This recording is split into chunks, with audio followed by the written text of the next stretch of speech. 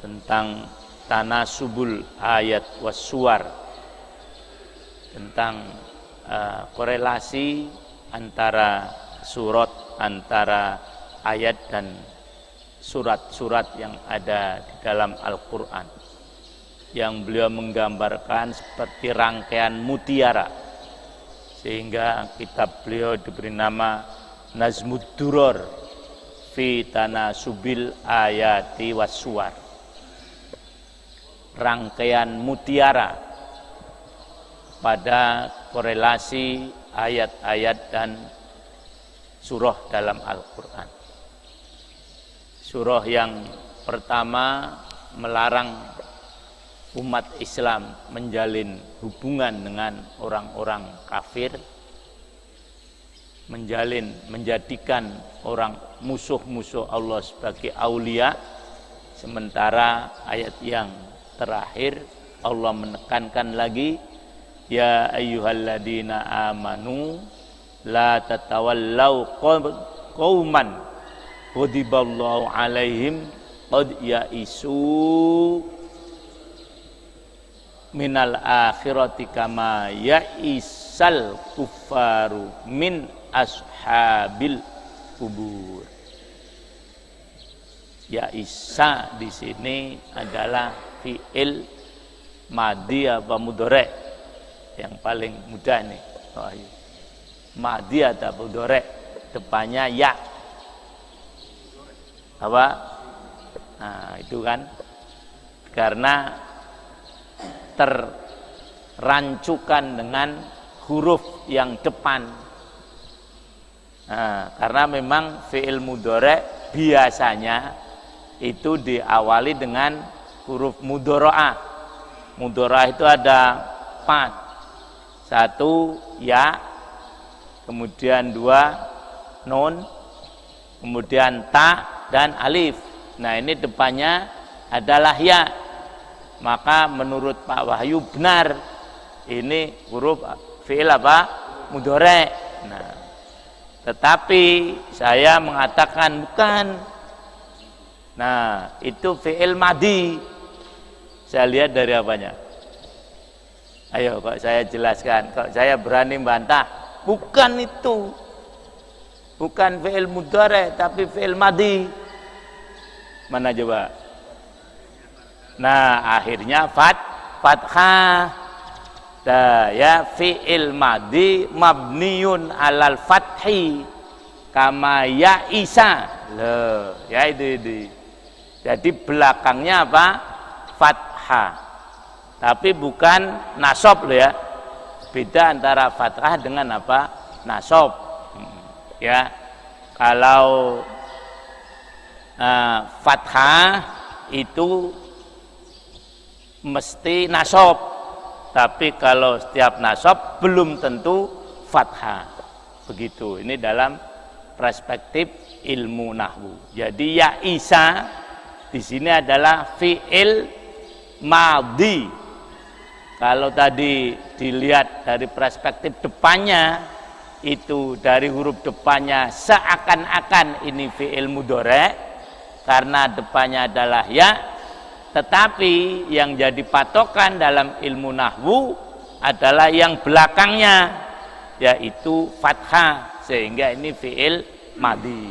Begitu Pak Wahyu ya. Nah, sekarang kita menginjak surah, kita memasuki. Saya pernah dikritik, Mas, kalau menggunakan kata jangan menginjak. Nah, menginjak acara yang kedua. Ya itu. Walaupun bahasa Indonesia beda ya. Berarti acara kedua diinjak-injak. Ya. Padahal nggak selalu benar ya. Itu dia memahaminya dari sudut satu bahasa saja. Padahal itu penggunakan istilah. Ya itu. Jadi menginjak acara kedua gimana Pak Mujahid? Boleh nggak menggunakan kata gitu? Boleh ya. Tapi kalau pemahamannya satu seperti menginjak-injak puntung rokok, nah itu yang nggak boleh ya itu. Jadi nah daripada nanti timbul masalah, ya sudah kita memasukilah gitu ya, tidak menginjak gitu. memasuki surah As-Saff ya. Kita baca sampai ayat yang ketiga atau yang keempat. A'udzu billahi minasy syaithanir rajim. Ayo.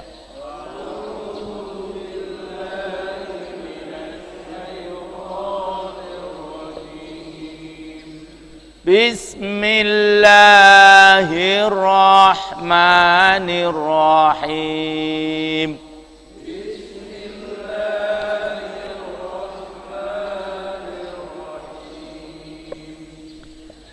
Sabbaha lillahi ma fis samawati wa ma fil ardh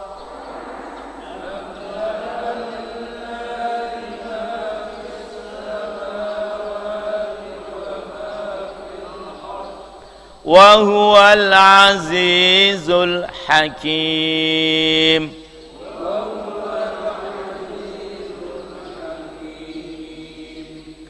Ya ayyuhalladzina amanu lima taquluna ma la taf'alun.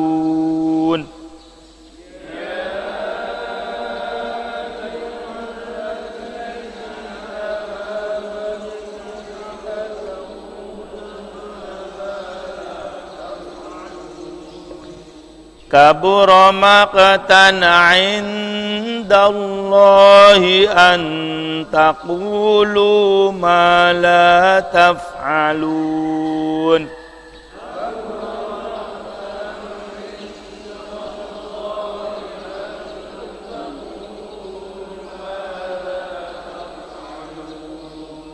Ya, sampai situ saja.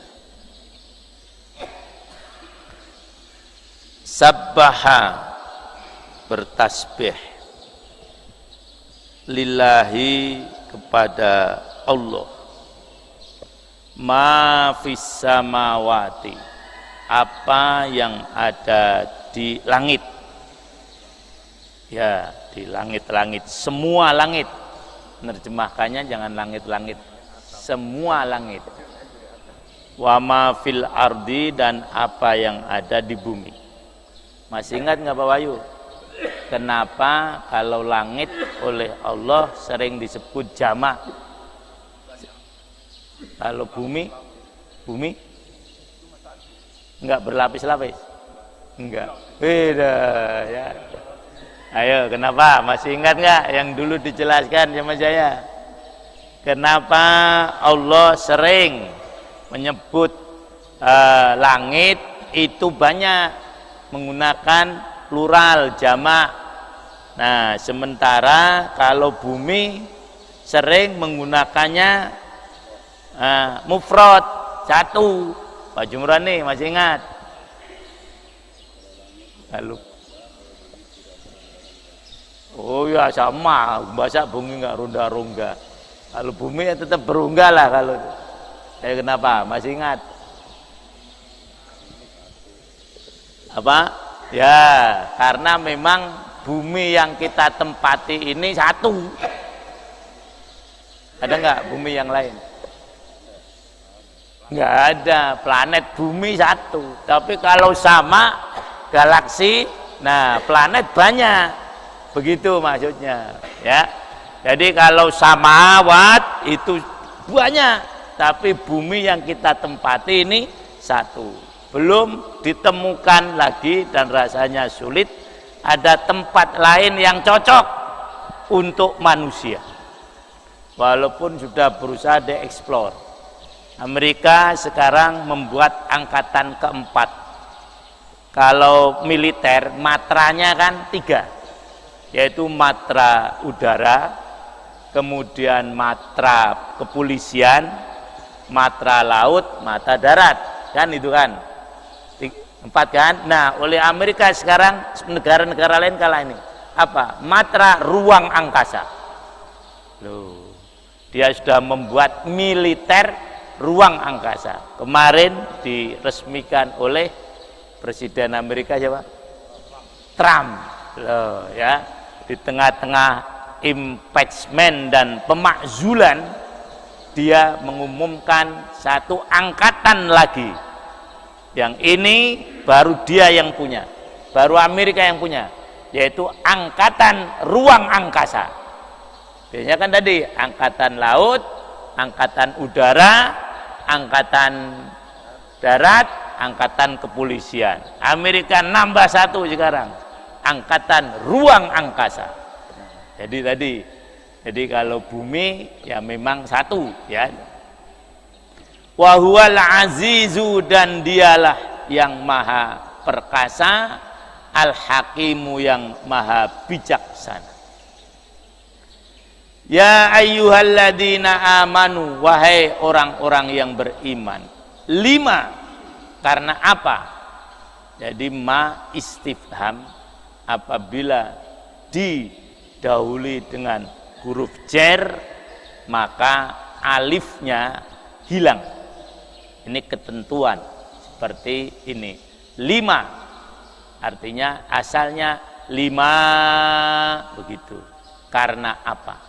Sama seperti amma yatasaalun, asalnya amma yatasaalun. Nah, kalau dipanjangkan nanti ma-nya bukan ma istifham tapi mausul ya, itu. 5, kenapa? Taquluna, kalian mengatakan, ma la taf'alun, apa yang tidak kalian kerjakan. Kabura maktan, sungguh besar kemurkaan atau kebencian, indallahi, di sisi Allah, antaqulu, kalian mengucapkan, ma la taf'alun, apa yang tidak kalian kerjakan. Nah, surah ini secara keseluruhan menurut Imam Ahmad yang bersumber dari Abdullah bin Salam, hadis yang bersumber dari beliau ini jarang ya. Beliau adalah mantan pendeta ya, yang nama sebelum masuk Islam Husain, kemudian dirubah oleh Rasulullah menjadi Abdullah. Husain dengan shot artinya kuda kecil. Qala, dia berkata, tadzakarna, kami saling menyebut atau kami saling berbincang-bincang, berdiskusi. Ayyukum ya'ti Rasulullah, adakah di antara kalian yang mau mendatangi Rasulullah sallallahu alaihi wasallam? Fayas'aluhu, kemudian dia bertanya kepada beliau, ayul a'mali, manakah pekerjaan atau amal, ahabbu ilallah, yang lebih dicintai oleh Allah. Jadi itulah perbincangan para sahabat, biasanya perbincangan yang bernas, bukan perbincangan yang tanpa arti. Nah, falam yakum ahadun minna, maka tidak atau belum sampai di antara kita ini berdiri. Fa arsala Rasulullah SAW ilaina rajulan, maka Rasulullah mengirimkan satu orang kepada kami. Jadi rupanya perbincangan tadi didengar, diketahui oleh Rasulullah sallallahu alaihi wasallam. Lebih tepat mungkin diketahui ya, karena kalau didengar kan langsung. Nah, perbincangan tadi oleh Allah disampaikan kepada Rasulullah sallallahu alaihi wasallam. Itu sahabat-sahabatmu sedang memperbincangkan sesuatu yang dimana mereka mengatakan, kalau mereka bertanya, apakah amal yang paling disenangi oleh Allah, dan kalau mereka tahu, mereka akan melaksanakannya, melakukannya. Maka belum selesai di antara para sahabat itu yang memutuskan untuk berangkat menghadap Rasulullah. Nah, ternyata Rasulullah sudah mengirim orang menemui para sahabat yang sedang diskusi tadi. Nah, kemudian Ibnu Katsir atau Imam Ahmad menjelaskan, fajama'ana faqara'a alaina hadhihi surah. Fajama'ana, maka bedakan antara fajama'na dengan fajama'ana, karena tulisannya persis sama, bisanya membaca beda karena ilmu nahwu. Fajama'na artinya maka kami berkumpul, nanya menjadi fa'il. Tapi kalau fajama'ana, nah nanya menjadi maf'ul. Nah, fa'ilnya mana? Fa'ilnya rojulan tadi. Maka orang tadi yang diutus oleh Rasulullah Sallallahu Alaihi Wasallam menemui kelompok sahabat yang sedang memperbincangkan hal yang paling dicintai oleh Allah. Nah, mengumpulkan para sahabat tadi. Rojulan tadi mengumpulkan kelompok para sahabat yang sedang memperbincangkan amal yang dicintai oleh Allah dan mereka akan melaksanakannya.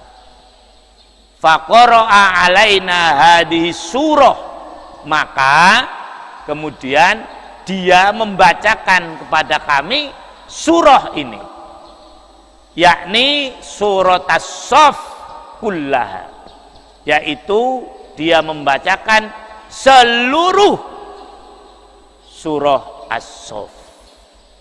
Nah, jadi begitulah kurang lebihnya para ikhwan asbabun nuzul dari surah ini. Nah, surah ini diawali dengan kata sabbaha, yang artinya apa Pak Mujahid? Sabbaha apa artinya? Sabbaha apa? Ini kan udah sering berkali-kali. Apa? Sabbaha apa Pak Adam? Hah? Sabbaha kok berkesibukan. Sabbaha apa Pak Jumrani? Bertasbih. Lah, sabbaha berasal dari kata sabbaha, artinya berenang. Nah, apa hubungannya berenang dengan tasbih? Lupa lagi Pak Wahyu. Nah, jadi sabbaha bertasbih kan, perintahkanlah anakmu as-sibahah, loh, berenang, warimaya, dan memanah. Nah, sabbaha ini arti aslinya bukan mensucikan, bukan membersihkan, bukan, tetapi arti aslinya berenang. Nah, apa hubungannya berenang dengan tadi? Dengan membersihkan, dengan mensucikan dan seterusnya. Ini filosofi bahasa. Seakan-akan kan jauh kan Pak Yubrani, hubungan mensucikan, membersihkan dengan apa? Berenang. Mana hubungannya? Hah? Oh, lain. Justru malah kalau orang habis berenang mandi lagi, gitu nggak no? Kan bilas kan, kalau bahasa Sundanya apa? Bahasa Jawanya bilas. Berarti kalau berenang tidak membersihkan aslinya, kan gitu. Nah, kemudian para ulama mencoba mana sih hubungannya. Sabbaha ini lebih dalam lagi, membersihkan Allah dari sifat-sifat yang tidak layak, artinya menjauhkan Allah dari noda-noda yang buruk, yang kotor. Karena apa? Orang berenang itu dia akan menjauh dari mana? Dari setarnya, dari pantai menuju ke tengah. Begini nggak Pak Bayu? Ya kan? Orang berenang kan gitu, menjauh dari tempatnya. Nah itulah tadi, Masya Allah. Jadi sabbaha yang arti aslinya berenang tadi, karena kalau kita mensucikan Allah berarti menjauhkan Allah dari hal-hal yang tidak sesuai untuk Allah Subhanahu wa ta'ala. Itulah makanya tadi menggunakan kata apa? Tasbih, yang arti aslinya berenang. Ini sudah 3 kali saya jelaskan, cuman para hewan mungkin agak lupa ya. Ini pentingnya ngulang-ngulang terus ya. Itu apa? Kelamaan ya. Harusnya surah ini aja, surah yang tasbih jadikan satu semua sehingga tiap hari diulang ya. Nah, dah. Sabbahalillahi ma fis samawati wa ma fil. Ini menyindir manusia. Loh, dan juga sekaligus menguatkan manusia. Quran begini, yang mensucikan Allah itu bukan hanya kamu, manusia. Quran begitu. Jadi kalau kamu tidak mensucikan Allah, kamu kalah dengan makhluk yang lain. Makanya pertama ya, kita jangan sedih. Sepertinya yang saya ibadah sendirian, tidak ada. Justru kalau di total makhluk di bumi ini, yang ibadah dengan yang tidak banyak mana? Gitu kurang lebihnya. Ya kan? Nah, yang tidak ibadah itu hanya manusia dan jin. Lah, yang lain ibadah semua. Asal dulu pemahamannya ada 2 kan ibadah itu. Ada yang ibadah taskhir, satunya masih ingat lagi. Ibadah apa? Taskhir dengan takhyir. Lah ini lagi nih, nanti lupa lagi. Taskhir itu ibadah yang dalam tanda kutip terpaksa, memang harus ibadah. Contoh matahari itu taskhir, dia artinya tidak bisa dia bantah. Saya ya Allah nggak maulah terbit dari sebelah timur, saya mau dari barat, nggak bisa. Nah, kamu harus tunduk pada Allah, maka taskhir artinya tunduk ya. Itu kalau ada benda saya lempar ke atas, jatuhnya kemana? Ada nggak dia sendiri maju? Nggak ada. Nah itu namanya taskhir. Tapi kalau manusia ini takhyir. Misalnya yang sholat subuh hari ini, nah, mau sholat subuh bisa nggak? Mau sholat subuh bisa nggak? Tidak mau juga bisa nggak? Bisa. Nah itu pilihan ya. Itu namanya ibadah takhyir. Nah kalau yang seperti makhluk-makhluk yang lain tadi namanya taskhir. Nah semua makhluk Allah itu mensucikan. Coba bayangkan, sabbahalillahi ma fis samawati wa ma fil ardh. Mensucikan Allah apa yang ada di langit. Coba hitung apa saja tuh. Nah. Wa ma fil ardh, dan apa yang ada di bumi. Jadi kalau kamu tidak mau mensucikan Allah, keterlaluan. Semua yang ada di langit mensucikan Allah. Semua apa yang ada di bumi juga mensucikan Allah.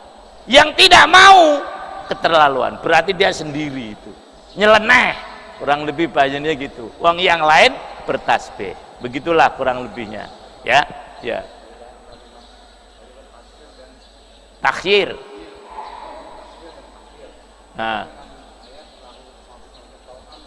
Nah sama ya, itu. Kalau yang taskhir tau'an au karhan, nah, itu makhluk yang lain. Itu dia itu mau taat atau mau tidak mesti ibadah. Lah, tau'an au karhan. Tapi manusia ini yang jengkelin. Lah, ya. Manusia punya pilihan untuk saya tidak mau ibadah. Silakan kata Allah Subhanahu wa taala, tetapi kamu akan sendiri. Nah, karena yang lain apa? Ibadah. Sehingga ada sebuah judul tulisan dalam bahasa Inggris bagus tuh. Man does not stand alone. Nah, manusia ini tidak sendiri. Jadi kalau kita ibadah sholat subuh ini kelihatannya cuma satu soft, kelihatannya di sini. Tapi makhluk yang lain sholat juga. Walakin la tafqahuna tasbihahu. Jangan-jangan ini, nah, burung masjid ini, orang katakan burung gereja, kurang ajar juga kan.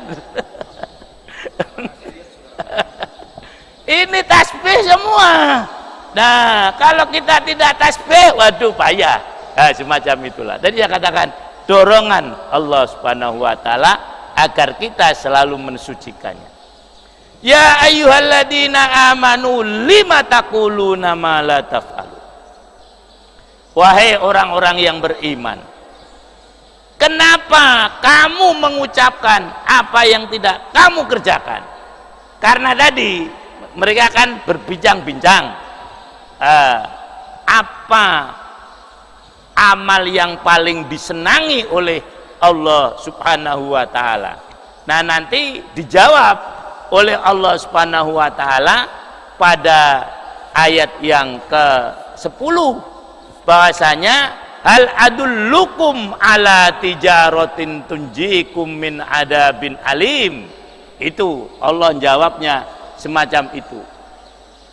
Nah, ayat yang ke-10 ternyata setelah ditunjukkan bahwasanya amal yang paling disenangi oleh Allah itu adalah satu, tu'minuna billah, nanti di ayat 11 sebutkan, kemudian tu'minuna billahi wa rasulihi wa tujahiduna fi sabilillahi bi amwalikum wa anfusikum, dan berjihad di jalan Allah dengan harta dan jiwa. Mereka mundur lah, disuruh jihad berat. Loh, tadi katanya tanya amal yang paling disenangi oleh Allah itu apa? Kalau kamu tahu akan dikerjakan. Nah, sekarang Allah memberikan jawaban bahwasanya amal yang disenangi oleh Allah adalah beriman kepada Allah dan Rasulnya dan berjihad di jalan Allah dengan harta dan jiwa. Ternyata mereka tidak konsisten. Aduh, kok perang ya? Emang nggak ada yang lain? Kurang lebih begitu. Maka Allah kemudian mengingatkan, lu lima taquluna ma la taf'alun. Kenapa kamu mengatakan apa yang tidak kamu kerjakan? Katanya tadi minta ditunjukkan amal yang dicintai oleh Allah. Allah tunjukkan iman dan jihad, tetapi ternyata mereka tidak konsekuen dengan apa yang mereka tanyakan. Maka ayat ini teguran dari Allah Subhanahu wa taala. Allah murka, kabura maktan indallahi an taqulu ma la taf'alun. Allah murka dengan apa yang kamu kerjakan, yaitu mengucapkan apa yang tidak kamu lakukan. Jadi inilah para ikhwan semuanya, juga perlu dibedakan antara amala dan fa'ala. Kalau tidak begini, lima taquluna ma la ta'malun, tapi lima taquluna ma la taf'alun. Artinya sama itu dalam bahasa Indonesia. Amala bekerja, fa'ala juga apa? Bekerja. Hanya kalau fa'ala lebih umum, ya. Kalau amila itu lebih khusus pengertiannya, semacam itu bedanya.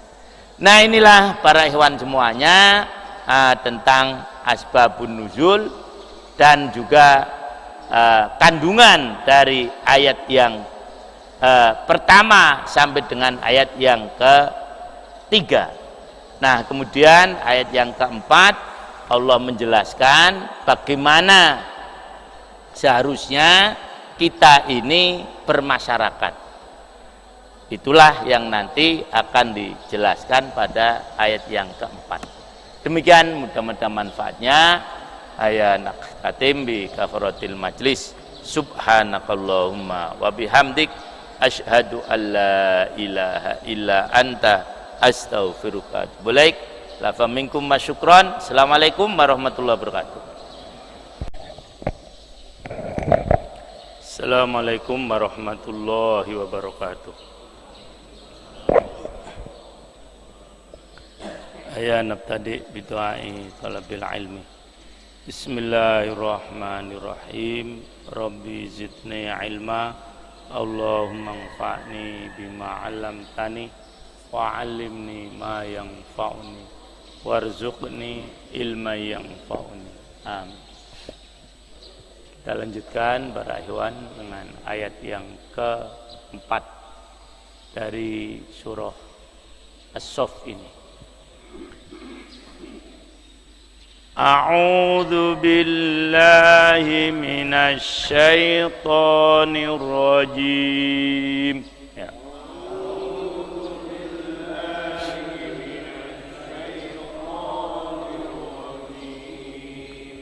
Bismillahirrahmanirrahim.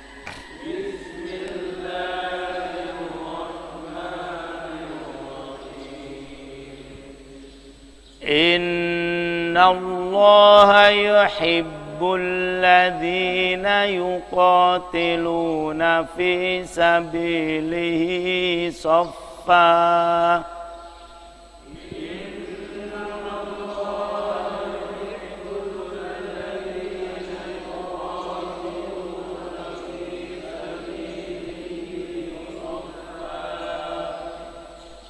Saffan ka'annahum bunyanum marsus.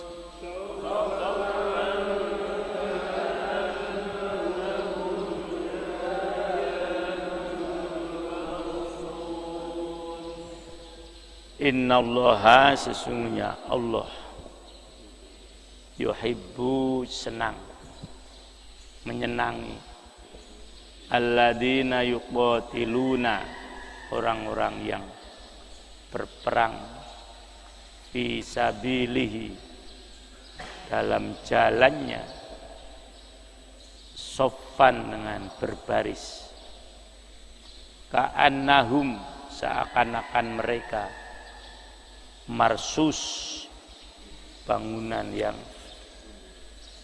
bunyanum marsus, bangunan yang kokoh rata.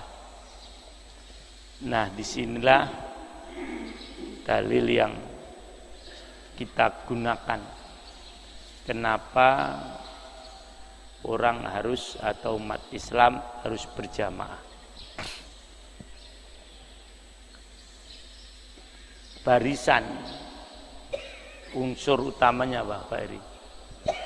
Orang mau baris, unsur utamanya apa? Kan. Apa Pak? Ayo. Ayo Pak Bayu, unsur utamanya bisa berbaris apa? Ada komandan. Segala itu kalau nggak ada komandan ya. Jadi walaupun fun, ini maksudnya sangat dalam. Untuk bisa berbaris harus ada imam. Nah, maka ketika menafsirkan ayat ini saya baca nih tulisan Pak Hamka nih. Di antara agama dengan keduniaan tidak ada pemisahan. Di waktu Rasulullah Shallallahu Alaihi Wasallam hidup, masyarakat telah terbentuk. Setelah beliau wafat, jenazah belum dikebumikan, sebelum diangkat khalifah. Loh, ini gitu. Yang akan menjadi imam, huruf kapital semuanya, imamnya, I-nya besar, M-nya besar, A-nya besar, M-nya besar, yang menggantikan beliau. Tuh. Maka tiap-tiap anggota masyarakat wajiblah selalu mempersiapkan diri, mengokohkan iman dan memperteguh hati dalam berjuang. Nah, ini yang kurang diperhatikan. Bagaimana mungkin bisa baris? Makanya jatahnya tadi. Nah, ternyata 3 hewan kurang ini ya itu. Nah, bagaimana bisa baris kalau tidak ada apa? Komandannya. Maka dari sinilah wajibnya umat Islam itu berimam. Dia juga mengatakan begini, nih. Nah, jadi kita tidak mengada-ada ya. Kata sof berarti barisan yang terdapat dalam ayat 4. Namun demikian seluruh surat ini adalah menghendaki agar orang yang beriman itu menyusun barisan dalam iman kepada Allah. Susunan barisan yang telah dijadikan didikan sejak dari melakukan sembahyang 5 waktu dengan bimbingan imam. Nah, maka dalam perjuangan selanjutnya, di dalam melakukan jihad memperjuangkan kebenaran Tuhan, hendaklah orang beriman mengatur barisan dengan teratur, mengatur nizam atau organisasi. Perjuangan yang tidak tunduk pada satu komando tidaklah akan berjaya. Berjaya itu apa? Menang ya. Dan komando yang dikehendaki dalam Islam adalah komando yang dipegang oleh Nabi Muhammad SAW sendiri dengan menjalankan program atau rencana yang diterima langsung dari Tuhan. Nah, jadi sekali lagi ini ayat mengharuskan umat Islam berimam, ya. Umat Islam harus berjamaah. Tanpa berjamaah tidak mungkin akan mencapai kejayaan atau kemenangan. Nah, biasanya hampir semua ahli tafsir ketika menafsirkan ayat ini menghubungkan dengan sholat lail.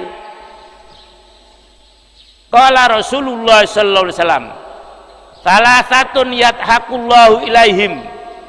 Ar-rajulu yaqumu minal laili wal qaumu idza saffu ila sholati wal qaumu idza saffu lil qitali." Rawahu Ahmad.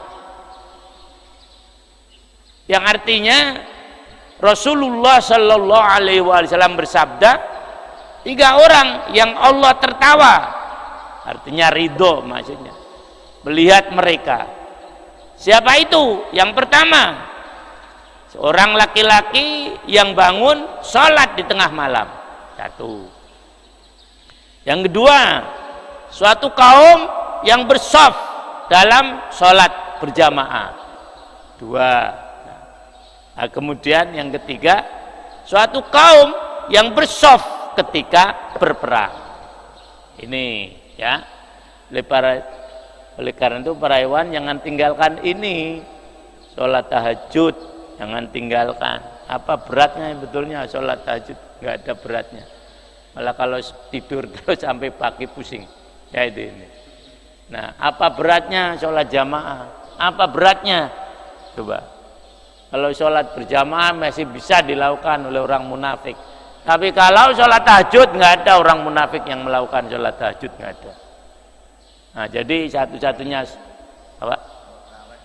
Tarawih ini sholat tahajud, Pak. Jadi satu-satunya sholat yang tidak dilakukan oleh orang munafik, nah itu sholat tahajud. Nah, jangan sampai ditinggal. Nah, terus tadi wal qaum idza saffu lil qital, dan kaum ketika berbaris pada waktu perang. Jadi berbaris secara rapat. Al-Maraghi menjelaskan lagi kenapa harus rapat. Loh gitu. Ada 3 prinsip Satu, agar cepat saling bantu membantu. Kalau sana sini ini kan membantunya kan. Lah sampai begitu, itu analisis para ahli tafsir. Kenapa harus rapat? Agar cepat kalau ada apa-apa itu saling apa? Membantu. Satu. Yang kedua, menumbuhkan keberanian. Betul gak kira-kira? Karena ini ngumpul, lah kan gitu. Akhirnya berani. Kan pencari sana teman saya di mana ya? Nah itu. Nah jadi ini para hewan semuanya. Sinergi. Ya, jadi menumbuhkan keberanian karena berkumpul jadi satu itu. Coba kalau pisah-pisah seperti sekarang ini, orang Arab berpisah-pisah. Israel nggak ada rasa takut sama sekali sudah. Loh, jadi. Tapi kalau Muslim ini bersatu, maka dia akan timbul keberanian karena melihat temannya banyak. Kemudian akan sudah jelas, tidak usah bergerak saja. Itu menakutkan musuh. Seperti Rasul menggambarkan kumpulan kambing. Domba banyak, domba sedikit, takut nggak dengan serigala? Takut. Nah, apakah ketika serigala banyak mereka berani menyerang? Ketika kambing banyak mereka berani menyerang serigala? Nggak berani. Apa? Nah, makanya itu akan dibalik sama saya itu. Jadi serigala itu walaupun banyak nggak berani menyerang apa? Kambing itu walaupun banyak tidak akan berani menyerang apa? Serigala. Walaupun banyak, tetapi serigala ini takut melihat kambing apa? Padahal jelas nggak berani. Apakah kalau penuh ini apa namanya? Serigala satu, terus kambingnya banyak, yuk kita serbu rame-rame, nggak berani. Nggak ada tuh kata Ustaz, nggak ada jam. Tetapi karena melihat serigala banyak, musuh melihat kambing banyak, serigalanya takut, otomatis sudah bisa dimakul. Ini sekali lagi, ini kambing satu, ini serigala satu, apa? Enggak, ini sama-sama takut. Ini takut nih, sama apa? Serigala. Kan gitu. Ketika ini kambing banyak, serigala satu, berani nggak kambing menyerang serigala? Nggak berani.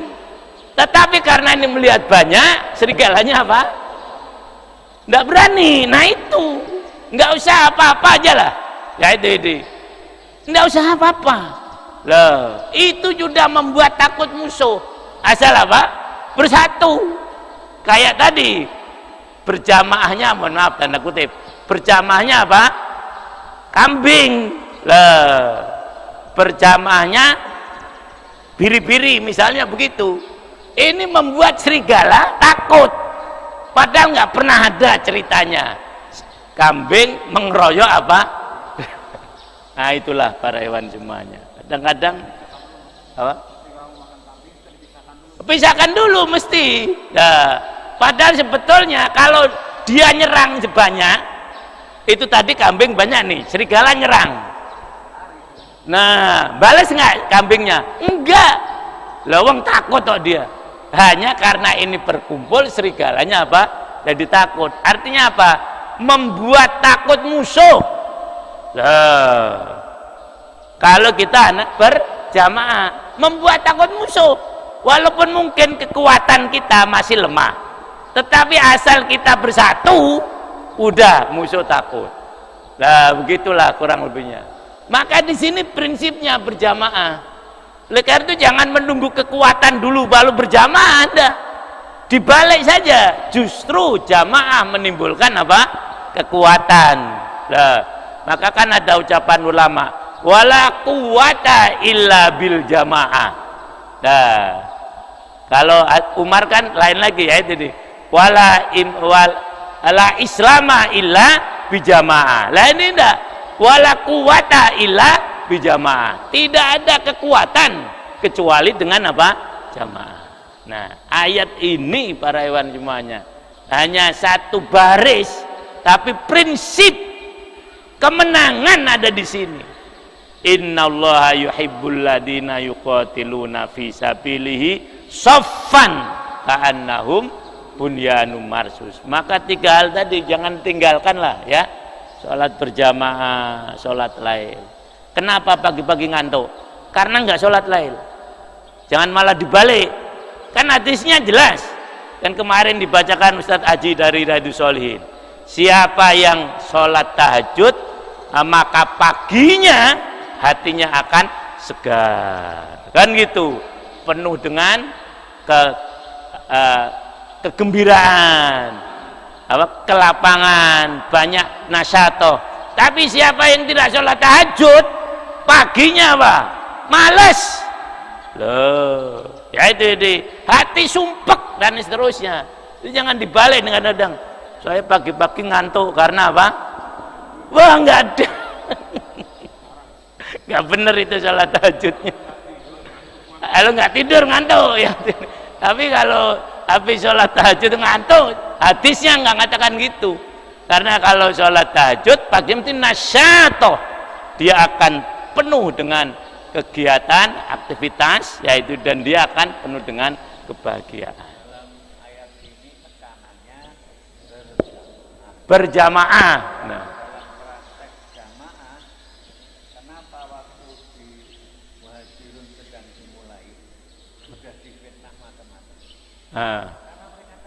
Takut ya. Iya. Di sini pun juga begitu. Orang menuduh macam-macam. Ya. Karena kita berjamaah. Iya. Bawahnya Tampak. menakutkan orang lain. Walaupun nggak punya kekuatan sebetulnya. Iya, kita kumpul aja satu gitu, gimana? Ini terinspirasi dengan Ayat ini gitu. Ya. saya melihat fenomena yang terjadi di sekitar katakanlah seperti batalion militer. Itu apelnya 2 kali. Iya. Tapi ada pengarahan, Mas. Barangkali kenapa mereka bisa disiplin? Kita barangkali bisa merujuk apa yang bisa kita ambil di situ menjadi suatu cara kita untuk menguatkan jamaah. Iya. Kalau dunia marxis ini, Mas, kekuatan dari jamaah. Iya. Jadi saya pikir ini bisa dianalisa, bisa digali oleh para aktivis Iya. untuk menjadi bagaimana lebih, karena kalau dengan gambar kambing ditakuti oleh serigala itu nggak menarik, Mas. Artinya nggak menarik itu karena terlalu banyak tapi nggak ada kekuatan. Iya. Lebih menarik lagi bagaimana kita kalau punya akal bisa menggetarkan dunia itu. Iya. Iya. Jadi itu para semuanya ya. Jadi sekali lagi intinya di sini bagaimana supaya kita bersatu ya, tidak hanya berbaris ya. Kalau berbarisnya berbaris seperti tentara juga kurang pas juga ya. Karena berbarisnya harus berbaris dengan keimanan ya, itu. Yang dengan itu akan menggetarkan musuh ya. Maka kan sudah sering saya sampaikan agar ukhuwah itu malam apel dulu, tapi seminggu jalan udah itu bubar lagi. Padahal penting sekali. Nah ya, nah sekarang ayat yang menarik lagi ya, ini tentang Nabi Musa ini. Tentang Nabi Musa ya. A'udzu billahi minasy syaithanir rajim. Ayo.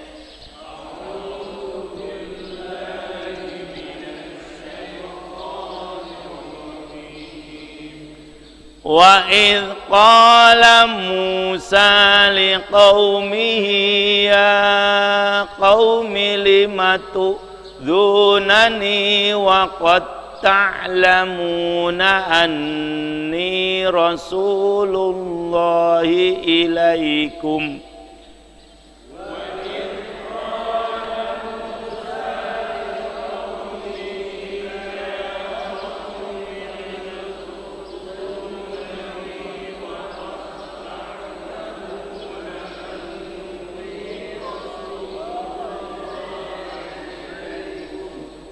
falamma zaghu azaghallahu qulubahum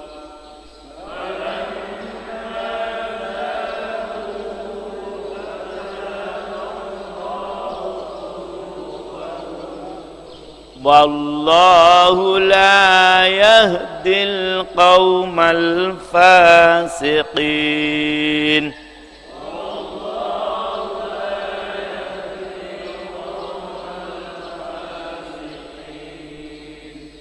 Yang ayat 6 nanti Nabi Isa, ini Nabi Musa dulu. Wa idh qala, dan ketika berkata Musa, Nabi Musa, liqaumihi, kepada kaumnya, ya qaumi, wahai kaumku, lima tu'dzunani, kenapa engkau menyakiti aku, wa qad ta'lamuna, dan sungguh kalian telah mengetahui, anni, bahwasanya saya Rasulullah, utusan Allah, ilaikum, kepada kalian. Falamma, maka ketika zagu, mereka berpaling, azaghallahu, Allah memalingkan, qulubahum, hati-hati mereka. Wallahu, dan Allah, la yahdil qaumal fasiqin, tidak akan memberikan petunjuk kepada orang-orang yang fasik. Jadi Nabi Musa, kita semuanya tahu, Nabi yang sangat tegar dalam menghadapi kaumnya. Tapi itu pun akhirnya tidak kuat juga. Ngeluh beliau. Jadi ngeluh dalam perjuangan itu boleh ya. Allah gitu aja ngeluh ya, gitu itu. Nah, sama Pak Wahyu, kenapa? Jadi enggak nyindir Pak Wahyu, bukan. Ya itu. Ini keluhan seorang Rasul. Rasul yang sangat tegar dalam menghadapi kaumnya, dalam menghadapi problematika umatnya, tetapi akhirnya ngeluh juga. Wa idh qala Musa liqaumihi, ketika beliau Nabi Musa berkata kepada kaumnya, ini keluhannya, lima tu'dzunani, kenapa, apa sebabnya engkau menyakiti aku?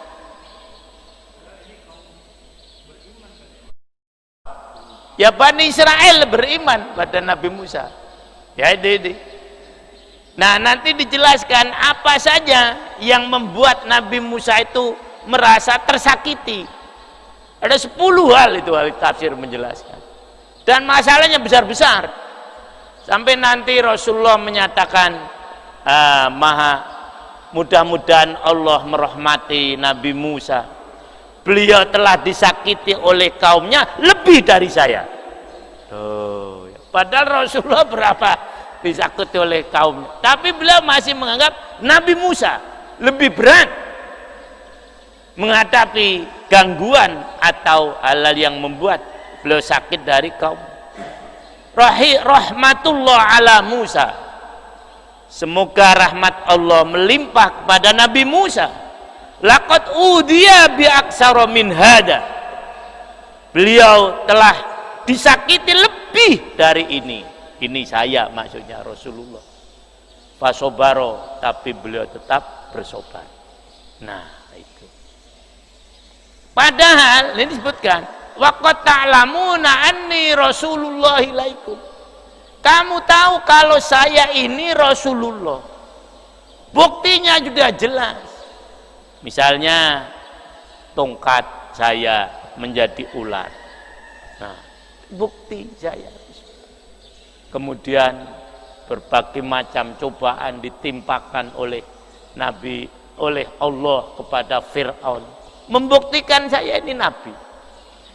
Dan puncaknya kamu nyebrang Laut Merah yaitu dengan selamat. Ini kan semua bukti kalau saya ini nabi.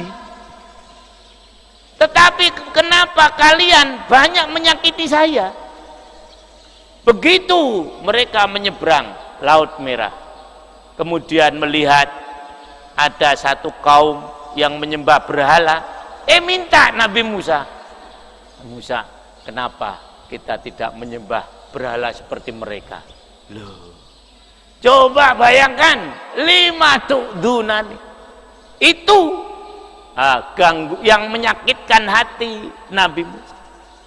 Nah, kemudian ketika Nabi Musa dipanggil oleh Allah ke Sinai untuk menerima Ten Commandment, pulang, loh, mereka sudah menyembah apa?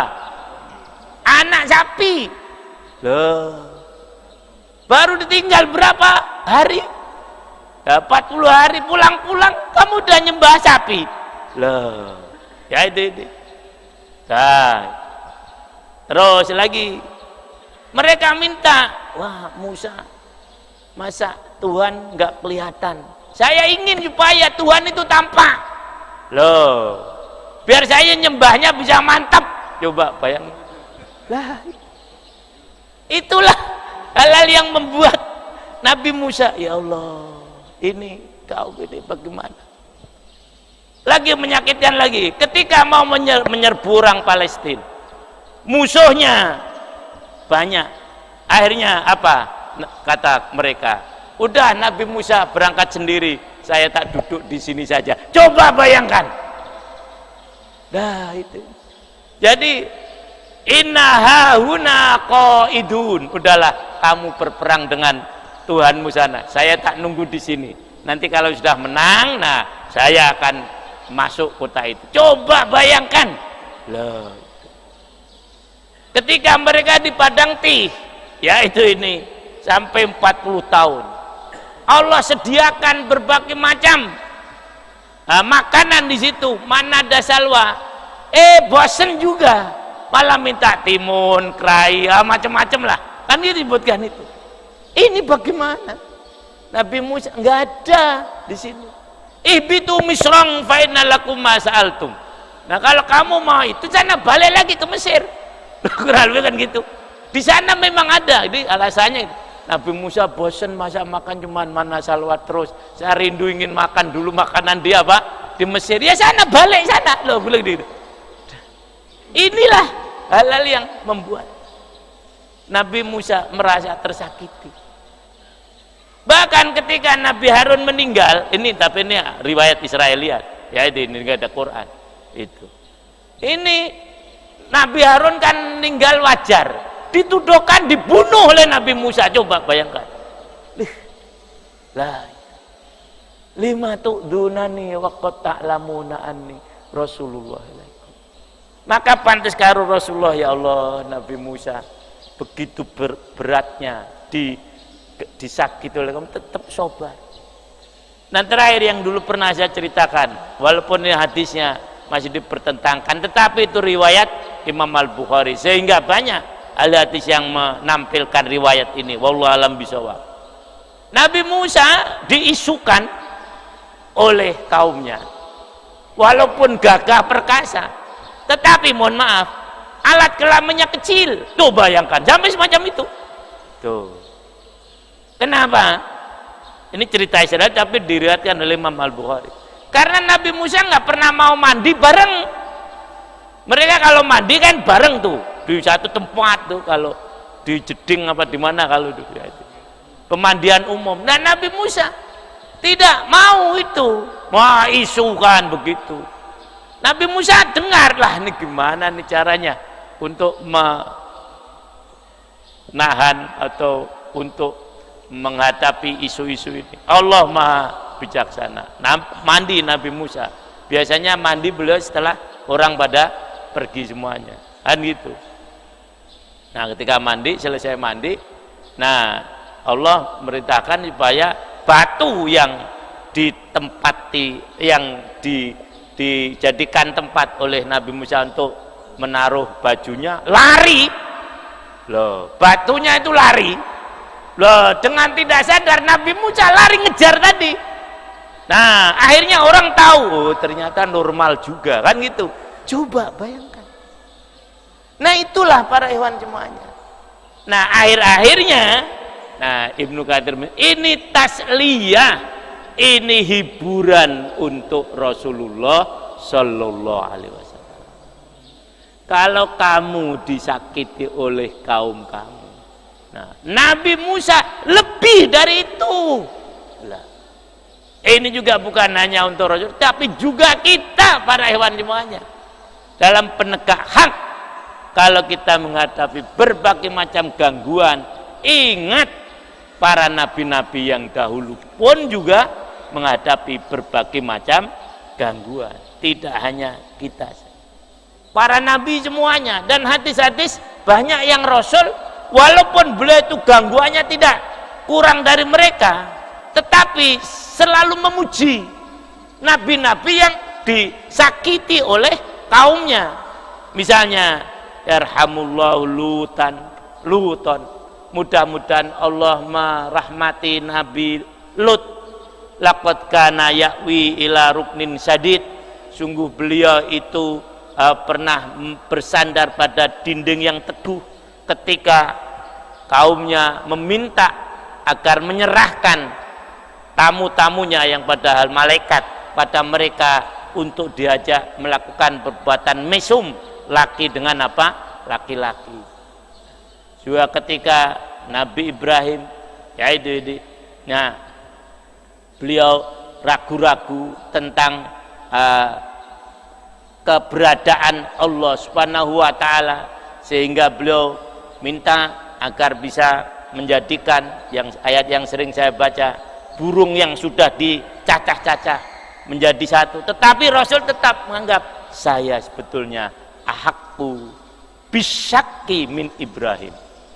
Saya lebih berhak untuk ragu-ragu. Idqala rabbi arini kaifa tuhil mauta, dan seterusnya. Itulah ketawaduan Rasulullah sallallahu alaihi wasallam. Kalau bahasa kita, alah belum seberapa. Nah, gitu kan? Jadi kalau kita sedang mengalami berbagai macam apa tadi istilahnya Pak Eri? Penderitaan, udah belum seberapa yang kita alami ini dengan para pendahulu kita. Sehingga kita lebih mantap lagi. Itulah ajaran yang diberikan oleh Rasulullah. Nah, Nabi dikasih batu ya itu. Maka kita belum seberapa agar kita terus semangat untuk berjihad. Nah, itulah para ikhwan semua. Ya.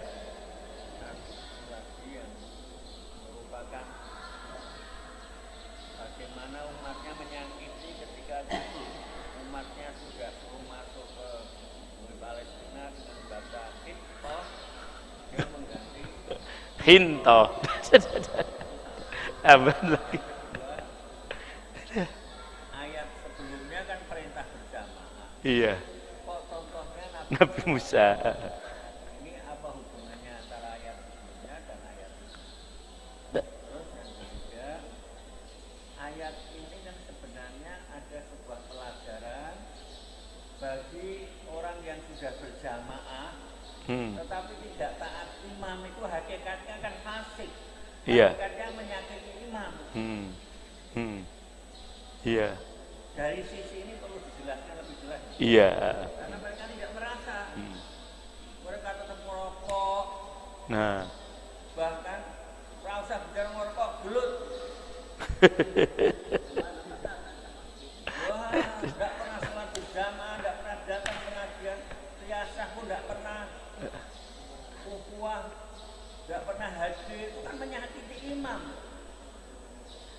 Nah, ini perlu dijelaskan. Iya. Contoh ayat Nabi Musa ini dalam praktek berjamaah sebagai imam harus sabar. Iya, tetapi ada juga umat yang menyakiti imam tanpa mereka menyadari, padahal jelas-jelas mereka termasuk fasikin dalam ayat ini. Gimana itu, Mas? Nanti sebetulnya belum selesai, Pak. Pada falamma zahu azaghallah itu. Jadi kalau mereka itu berpaling, tidak taat tadi ya dengan umaro, ya nanti otomatis tidak usah minta, dipalingkan hatinya oleh Allah Subhanahu wa Ta'ala. Kan bahaya orang yang begitu itu.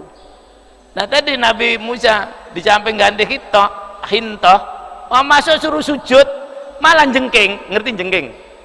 Itu malah pantatnya duluan dia dimasukkan. Jadi kan suruh sujud begini, nah ini ndak masuk itu pantatnya duluan. Malah ngelihat Nabi Musa ngomong begini, nah sementara pantatnya ke sana. Itu coba bayangkan. Nah, jadi ketika orang-orang melakukan begitu itulah zahu. Nah. Jadi orang-orang yang tidak taat pada Nabi Musa itu mereka berpaling. Jadi berpalingnya semacam itu. Tidak melakukan berbagai macam yang seakan-akan itu, misalnya zina, kemudian juga mencuri. Tidak taat. Wong tadi kan Pak Wahyu mengatakan, ini kelompok orang beriman. Betul. Lah, bukan orang kafir.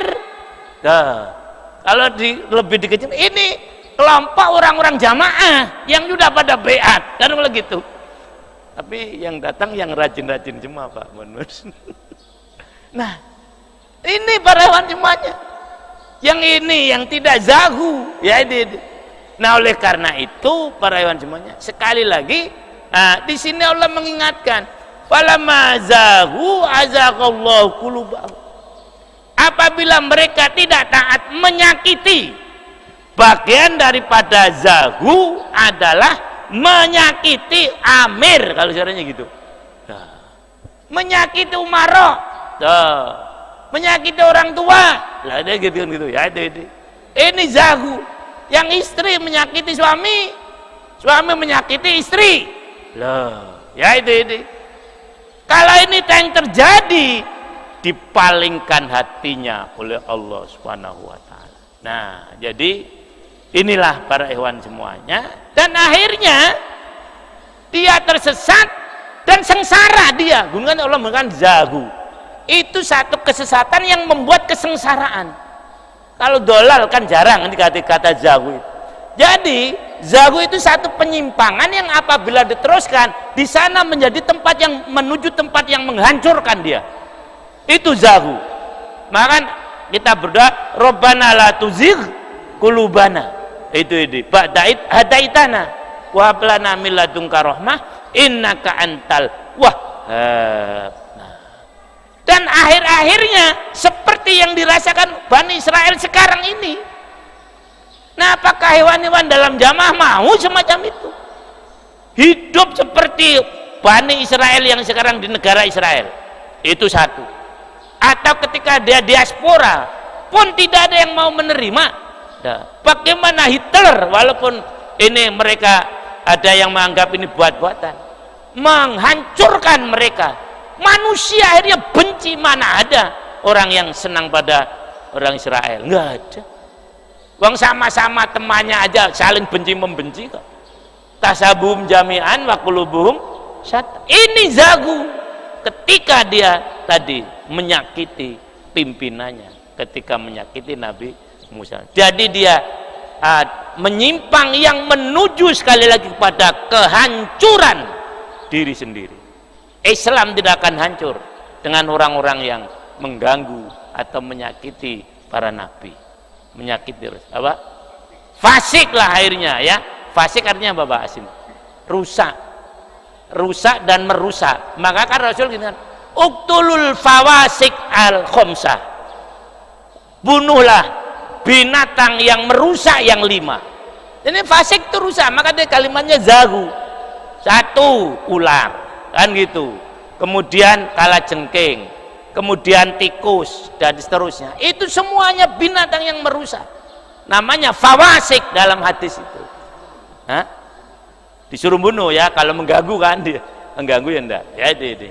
Nah, jadi itulah para hewan semuanya. Ayat ini memang kalau tadi gini Pak Baiti, saya salah apa benar ya tadi memahaminya? Kalau tadi itu bicara soal jamaah, yang tadi sofan ka'anam, maka yang Nabi Musa ini bicara soal internal. yang sudah ada dalam jamaah. Itu dalam pemahaman saya, wallahu alam bishawab. Jadi kalau para hewan itu seperti Nabi Musa, seperti kaumnya Nabi Musa, dengan membuat berbagai macam perilaku yang menyakiti Nabi Musa, akibat pertama zahu, mesti jauh dari kebenaran dan akhirnya rusak pada diri sendiri. Azaghallah, Allah akan memalingkan dia. Ya ini. Ya.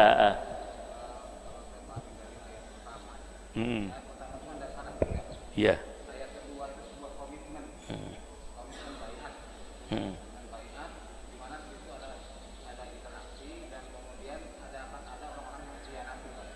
Ya. Yang ketiga itu aplikasi jamaah. Nah, Yang keempat, yang ayat 5-nya itu adalah ibrah tentang internal jamaah. nah itu tadi berarti alhamdulillah ada saya seperti beliau ya. Jazakallahu khairan. Gimana Pak?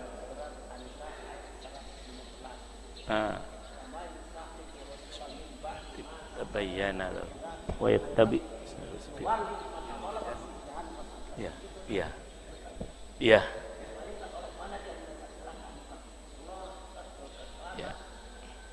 Ya biasanya kan kalau orang belum dalam jamaah mungkin menjelaskan ayat ini keluar dari kehidupan berjamaah. Padahal di sini memang intinya kehidupan apa? Berjamaah. Ya itu. Oleh karena itu alhamdulillah kita dalam jamaah ini bisa lebih memahami dan menghayati apa yang disampaikan oleh Allah. Saya kira demikian para hewan ya. Mohon maaf kesiangan. Iya. Ya. Mari kita akhiri dengan kafaratul majlis. Subhanakallahumma wa bihamdika asyhadu an la ilaha illa anta. Assalamualaikum warahmatullahi wabarakatuh.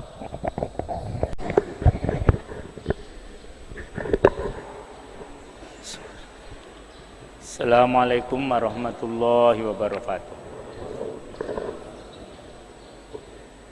Ayat nabtadi bidu'ai talabil ilmi. Bismillahirrahmanirrahim. Rabbi zidni ilma, Allahumma anfa'ni bima 'allamtani wa 'allimni ma yanfa'uni warzuqni ilma yanfa'uni. Amin. Para ikhwan, sampai kita pada ayat yang ke-6.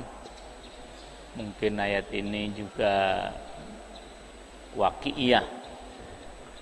Ya, kondisi kondisional artinya sekarang yang lagi banyak dibicarakan, dan ini biasanya tahunan ketika datang hari Natal. Sekarang umat Islam disibukkan sendiri, orang Kristennya mungkin ketawa-ketawa kali, karena apa? Orang Islam ini sekarang ributnya apa Pak ributnya? Nah, ya, wong yang ngerayakan mereka, kita yang ribut. Bagian orang, ya sampaikan selamat Natal. Ini jadi ada 3 pandangan. Satu, kita sebagai manusia harus menghormati manusia yang lain, sampaikan ucapan Natal, itu bentuk toleransi. Jadi nyuruh. Kalau enggak gitu kamu enggak toleran, ya. Apa?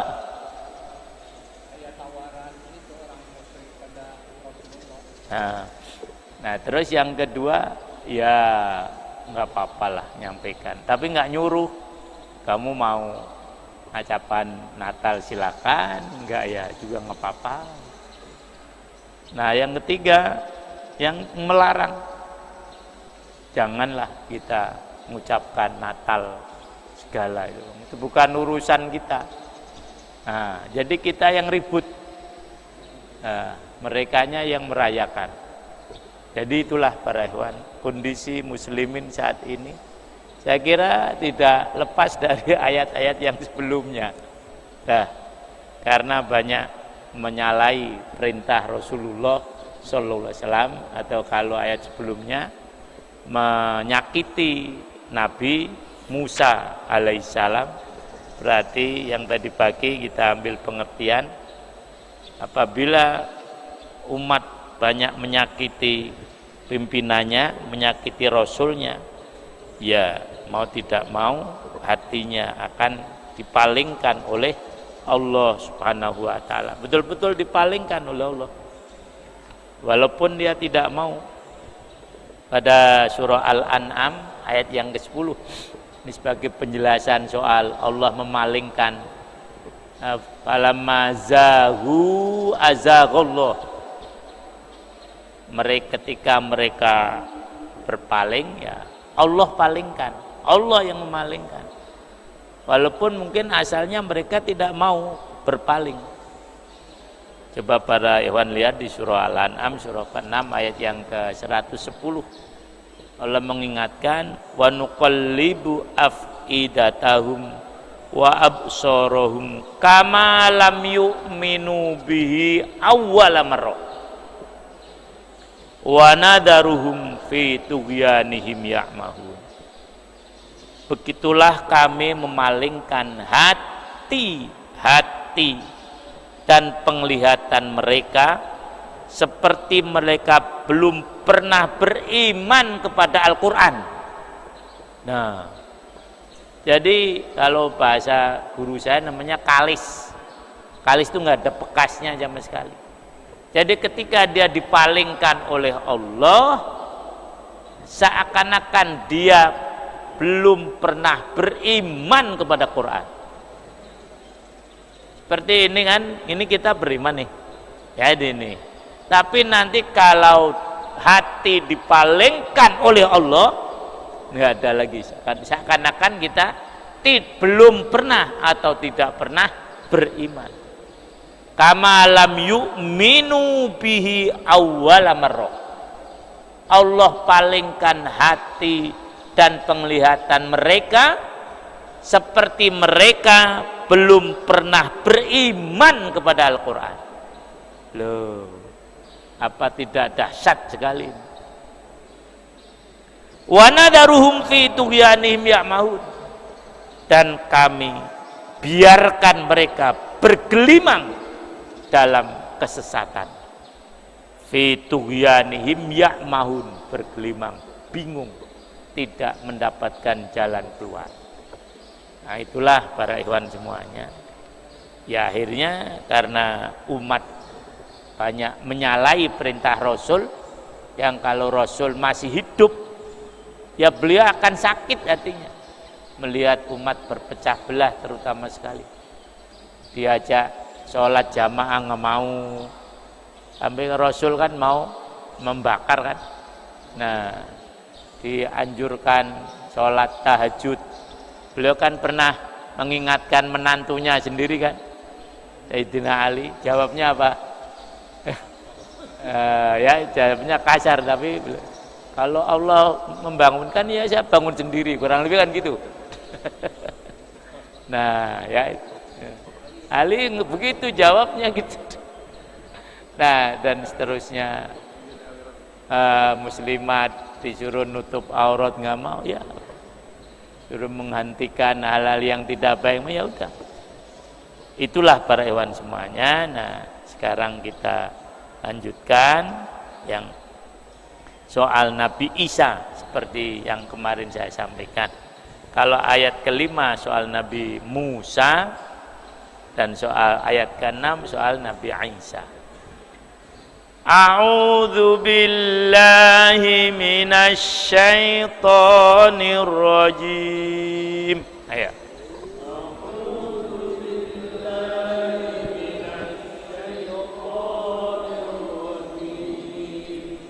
Bismillahirrahmanirrahim.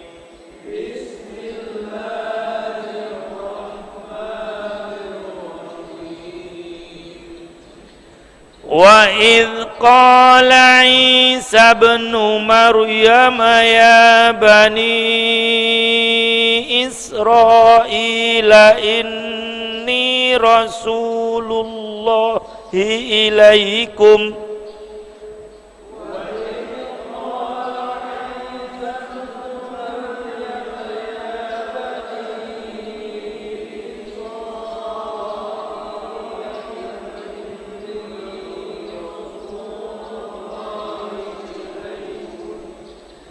Inni Rasulullah ilaikum musaddiqan lima baina yadayya minat Taurah.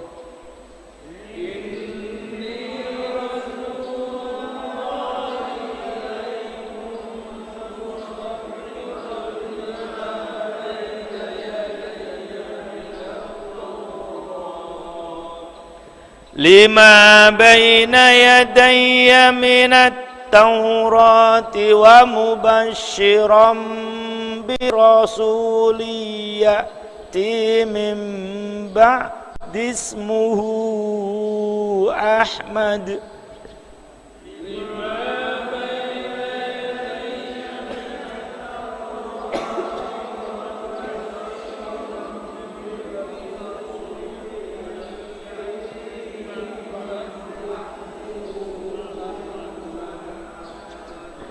Falamma ja'ahum bil bayyinati qalu hadha sihrun mubin.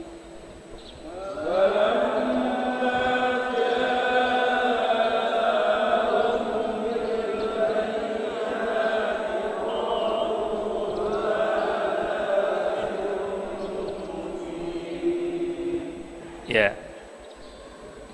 Wa idh qala Isa, dan ketika berkata Isa ibnu Maryam, ya bani Israila, wahai bani Israel,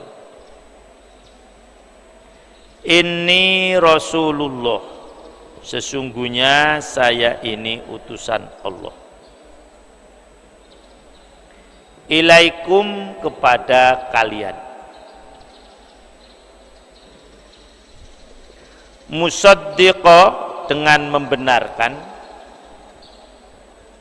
lima baina yadayya, kepada apa yang di antara kedua tanganku, maksudnya yang sebelumku. Ma-nya artinya kitab, kepada kitab yang sebelumku. Penjelasan dari ma berarti minyamin lil bayan adalah Taurat, yaitu Taurat. Wa mubasyiran, dan saya memberi kabar gembira, birasulin, dengan seorang utusan, ya'ti, yang datang, mim ba'di, setelah saya, ismuhu, namanya Ahmadu, Ahmad. Ini jelas sekali, ya, itu Nabi Musa, Nabi Isa sendiri yang menyatakan begitu. Falamma ja'ahum, maka ketika datang dia itu pada mereka, dia Muhammad maksudnya, bil bayyinati, dengan membawa bukti-bukti yang nyata, qalu, mereka berkata, hada, ini sihrum mubin, sihir yang nyata. Nah, jadi ayat ini menjelaskan tentang dakwah atau ucapan Nabi Isa. Nabi Isa dan Nabi Muhammad ini yang dipertentangkan oleh orang Yahudi dan orang Nasrani tentang kebenarannya. Di dalam kitab Taurat sudah disebutkan bahwasanya nanti akan datang Mesias. Siapa? Nabi Isa. Makanya Nabi Isa berkata tadi, "Inni Rasulullah ilaikum musaddiqal lima baina yadayya minat Taurah." Ini satu dulu. Saya ini adalah utusan Allah yang membenarkan kitab yang sebelumku, yaitu kitab Taurat. Ini untuk sekali lagi menjelaskan siapa beliau itu. Jadi beliau menyatakan, aku diutus kepadamu dari Allah, dan sesungguhnya aku membenarkan kitab Taurat dan bahkan kitab-kitab Allah dari semua nabi yang terdahulu maupun kemudian. Orang Yahudi nerima nggak? Nerima nggak? Tidak nerima. Loh, ya. Jadi apa yang dikatakan oleh kitab Taurat nanti akan ada nabi, ya saya ini. Loh. Tetapi mereka menolak. Jadi Mesias yang dinubuahkan di dalam kitab Taurat bukan kamu. Loh, begitu. Padahal dah jelas ya saya ini. Maka nanti di akhir surah ini sebutkan antara Ansori dan antara yang memusuhi beliau. Jadi menurut orang Yahudi sampai sekarang Mesias belum turun, bukan Nabi Isa. Loh, ya itu. Nah, orang Nasrani menganggap ya Mesias itu Nabi Isa sudah turun. Berarti apa? Membatalkan Nabi Muhammad sallallahu alaihi wasallam. Begitu maksudnya. Jadi Muhammad ini bukan Mesias, bukan nabi yang disebutkan di dalam kitab apa? Injil. Loh, begitu. Jadi ini kan ruwet jadinya. Orang Yahudi menolak apa yang disebutkan dalam kitab Taurat. Loh. Dengan kedatangan Nabi siapa? Nabi Isa. Sementara orang Nasrani menolak dengan apa yang disebutkan di dalam kitab Injil, yaitu siapa? Nabi Muhammad sallallahu alaihi wasallam. Jadi dua agama ini dah sama saja, menolak isi kitabnya sendiri. Lah terus kalau sudah begini mau cari apa? Kitabnya sendiri saja didustakan. Padahal Nabi, kalau tadi Nabi Isa didustakan oleh orang-orang Israel, bukan kamu, Mesiasnya bukan kamu. Dah, ya itu. Nah, kalau orang Nasrani menganggap ya Mesiasnya itu Nabi Isa, maka namanya Masih. Yang menurut mereka, loh, orang Islam saja mengakui kok kalau Nabi Isa Mesias, bukan Muhammad, bukan, kata mereka. Ini dalam ilmu perbandingan agama semacam itu para ikhwan. Lah terus Nabi Muhammad apa? Itu nabi palsu. Yang benar siapa? Yang benar siapa coba? Nabi Isa. Muhammad bukan. Makanya oleh Allah di sini disebutkan wa mubasysyiram bi rasuliyati mim ba'dismuhu Ahmad. Kata siapa? Kata Nabi Isa. Tapi orang Kristen yang katanya itu umatnya Nabi Isa dengan kalimat ini tidak percaya. Ini di dalam Al-Quran sudah jelas begitu. Dan kalau kemudian dibuktikan di dalam kitab Taurat sendiri banyak, di dalam kitab Injil banyak yang membenarkan, yang menjelaskan tentang kerasulan Nabi Muhammad sallallahu alaihi wasallam. Yang lebih sadis orang Yahudi menganggap Nabi Isa, loh, di samping dia bukan nabi, jelas dia anak apa? Anak zina. Karena ibunya Maria Majdulin berzina dengan siapa?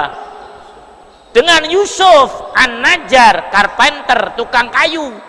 Lahirlah siapa? Isa.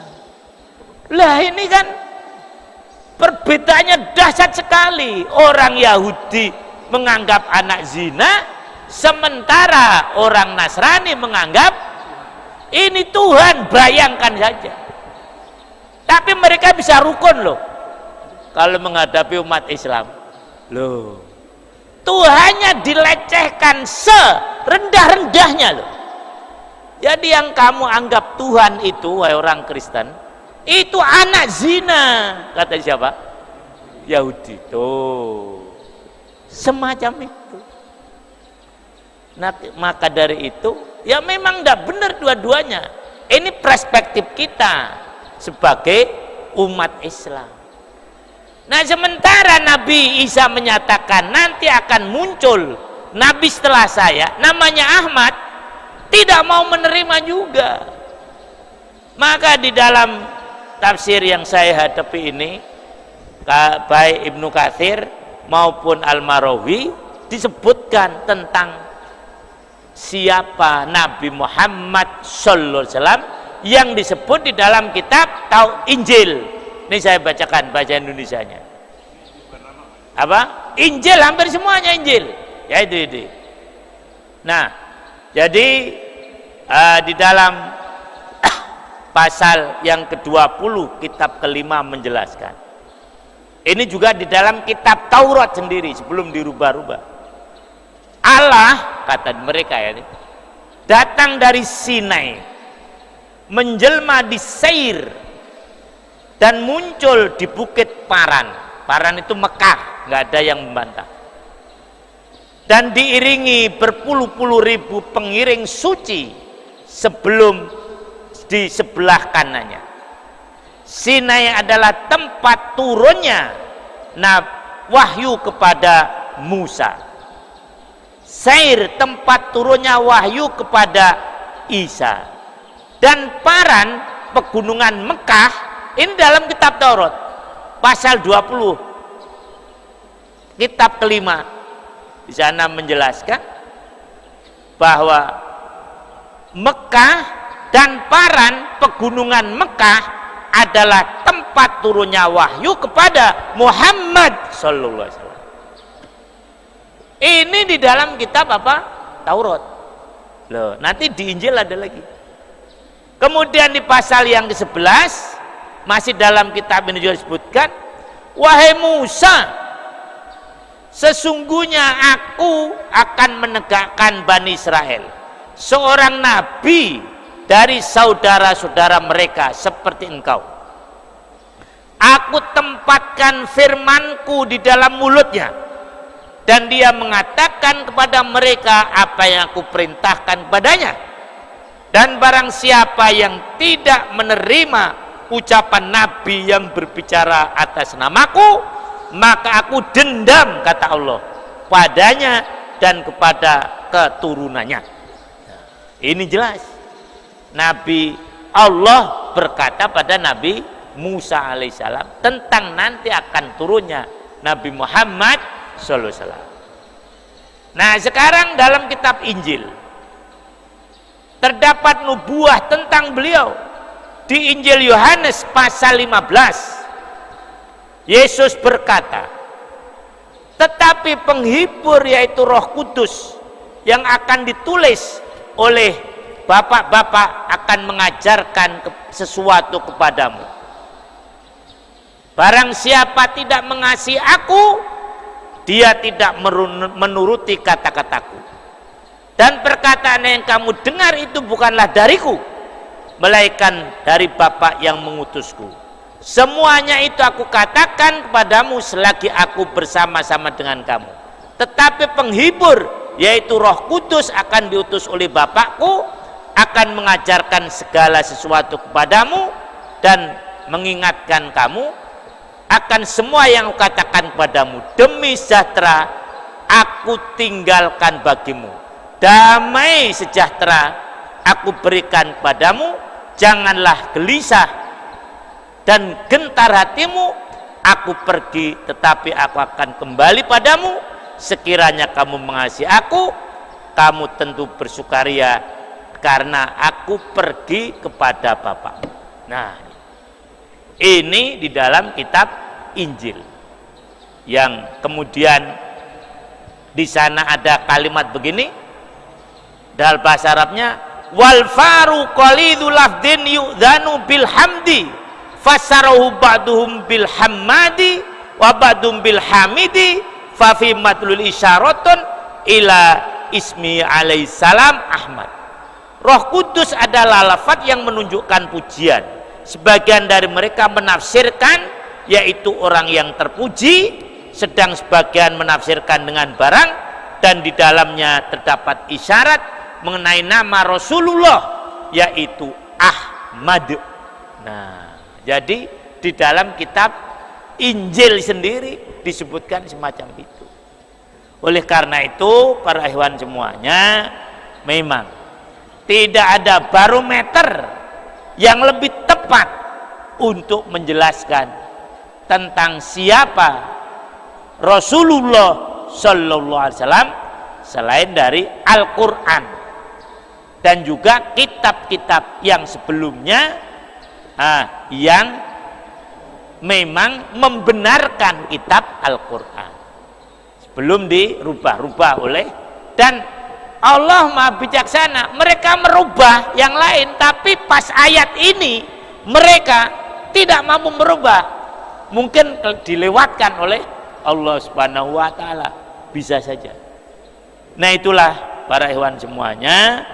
Nah, kalau tadi dari kitab-kitab Taurat maupun kitab Injil, nah sekarang bagaimana penjelasan beliau sendiri. Jadi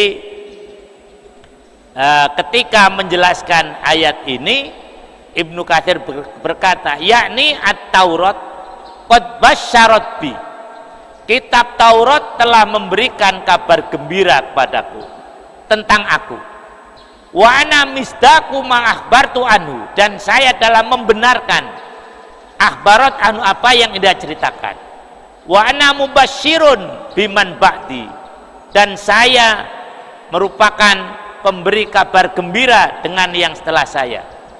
Wa huwa, yaitu ar-rasul, rasul an-nabi, nabi, al-ummi, yang ummi, al-arabi, yang berbangsa Arab, al-makki, yang turun, yang lahir di Mekah, yaitu Ahmad, namanya Ahmad. Jelas, itu kitab Taurat.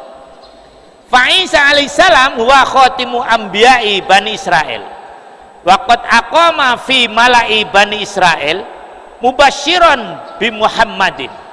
Sementara Isa adalah nabi penutup dari Bani Israel, dia telah tinggal atau berdiri di tengah-tengah tokoh-tokoh Bani Israel, memberikan kabar gembira tentang kedatangan Nabi Muhammad, bahwa Ahmad khatimul anbiya, bahwasanya Nabi Muhammad adalah penutup para nabi, wal mursalin, dan para rasul, alladzi la risalata ba'dahu wala nubuwata, yang tidak ada kerasulan setelah beliau dan juga tidak ada nabi setelah beliau. Semuanya menjelaskan bahwasanya memang Nabi Muhammad Sallallahu Alaihi Wasallam adalah nabi yang telah disebutkan di dalam kitab apa? Taurat dan Injil, bahkan dalam kitab-kitab yang lain, agama-agama dan kitab Weda, di situ ada tentang kedatangan Nabi Muhammad Sallallahu Alaihi Wasallam.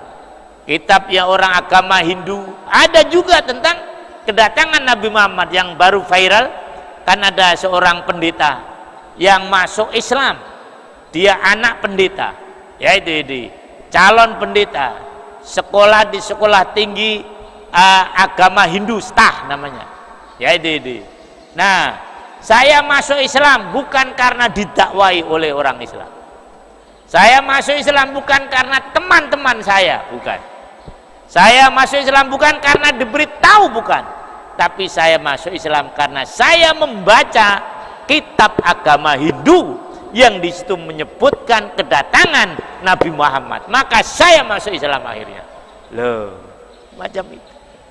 Nah, inilah para ikhwan semuanya tentang siapa beliau ya. Sekali lagi bahwasanya beliau adalah nabi terakhir, maksudnya Nabi Muhammad yang telah disebutkan dalam kitab Taurat maupun dalam kitab Injil.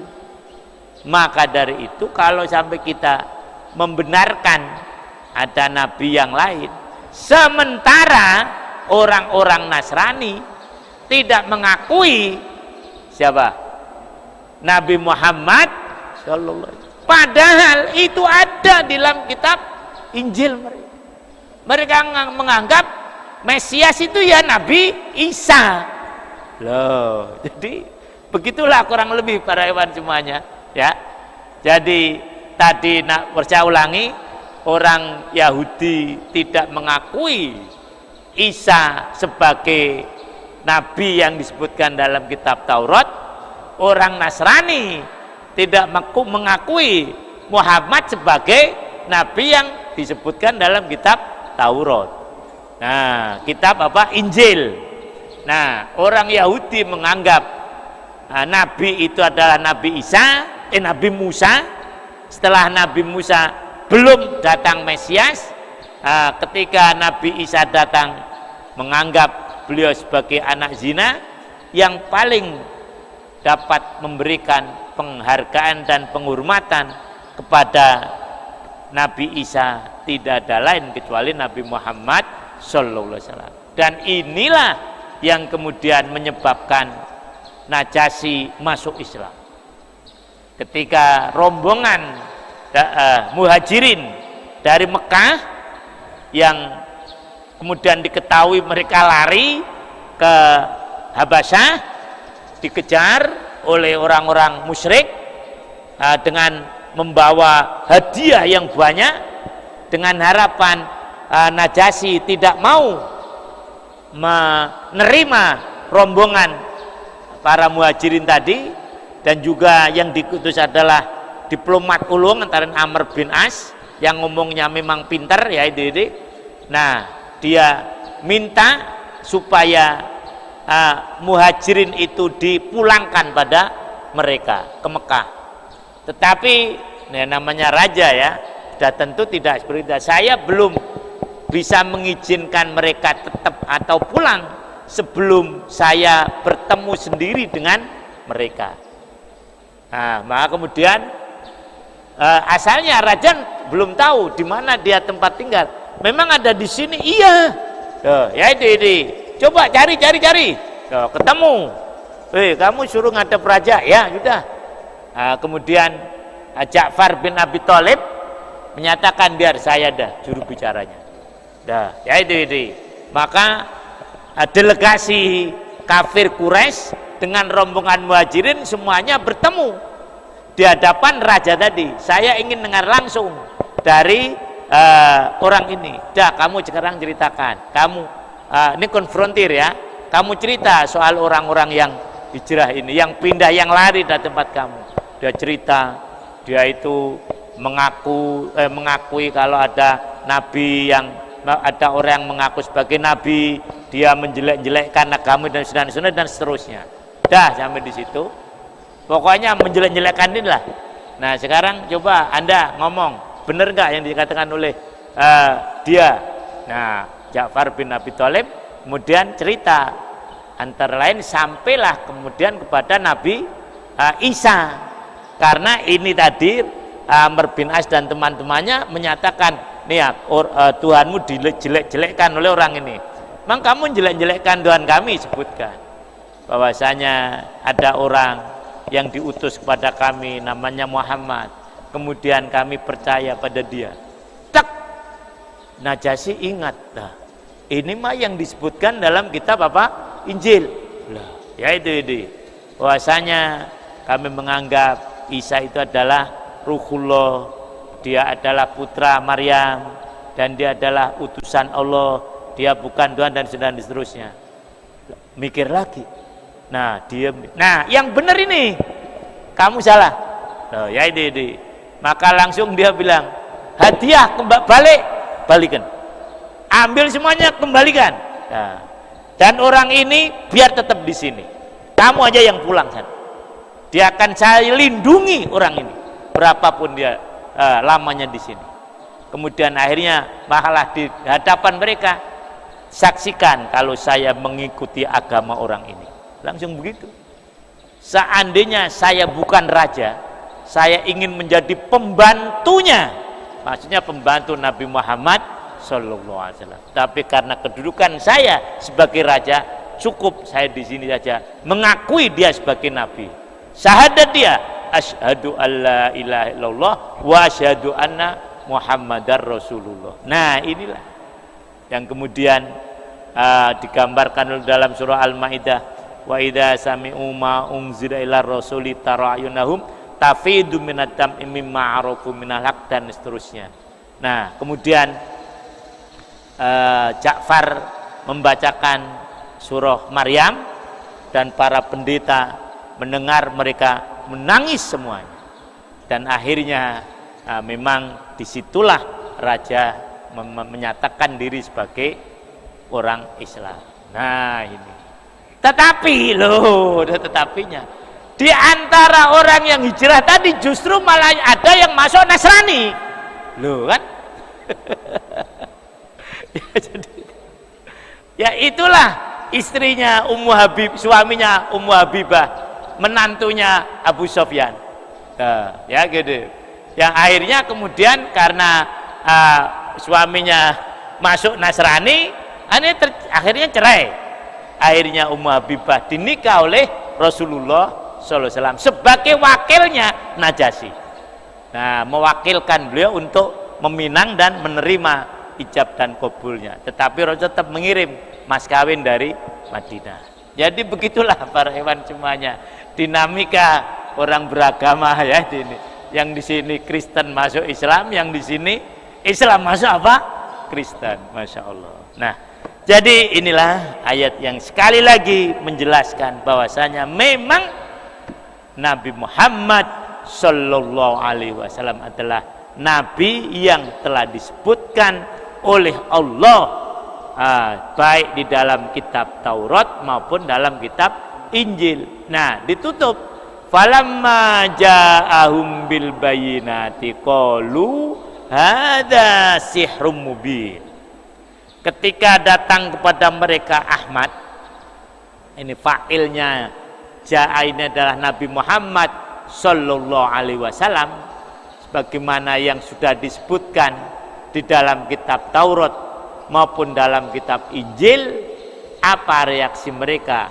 Qalal kafaratu wal mukhalifuna, berkatalah orang-orang yang kafir dan orang-orang yang menentang beliau, hadza sihrum mubin, ini adalah sihir yang nyata.